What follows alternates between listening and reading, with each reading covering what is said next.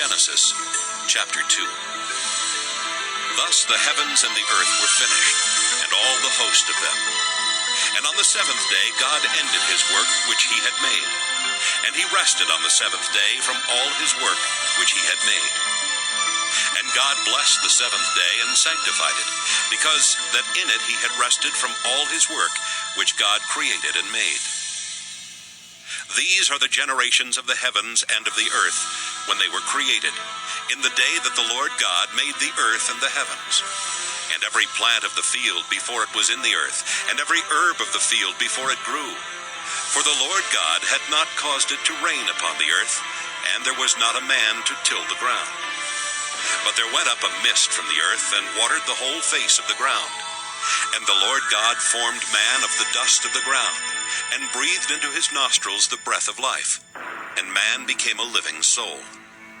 And the Lord God planted a garden eastward in Eden. There he put the man whom he had formed. And out of the ground made the Lord God to grow every tree that is pleasant to the sight, and good for food. The tree of life also in the midst of the garden, and the tree of knowledge of good and evil. And a river went out of Eden to water the garden, and from thence it was parted and became into four heads. The name of the first is Pison. That is it which compasseth the whole land of Havilah, where there is gold. And the gold of that land is good. There is bdellium and the onyx stone. And the name of the second river is Gihon, same as it that compasseth the whole land of Ethiopia. And the name of the third river is Hiddekel. That is it which goeth toward the east of Assyria. And the fourth river is Euphrates. And the Lord God took the man and put him into the garden of Eden to dress it and to keep it.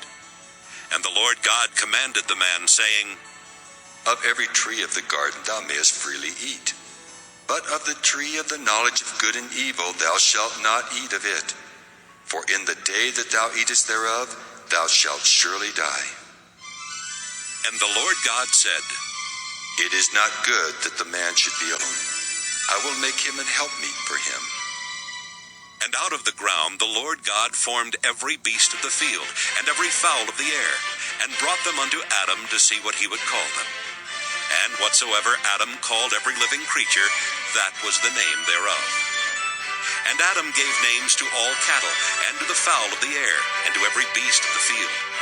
But for Adam there was not found an helpmeet for him. And the Lord God caused a deep sleep to fall upon Adam, and he slept. And he took one of his ribs, and closed up the flesh instead thereof. And the rib, which the Lord God had taken from man, made he a woman, and brought her unto the man. And Adam said, This is now bone of my bones, and flesh of my flesh. She shall be called woman, because she was taken out of man.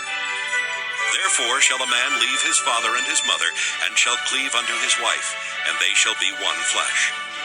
And they were both naked, the man and his wife, and were not ashamed. Genesis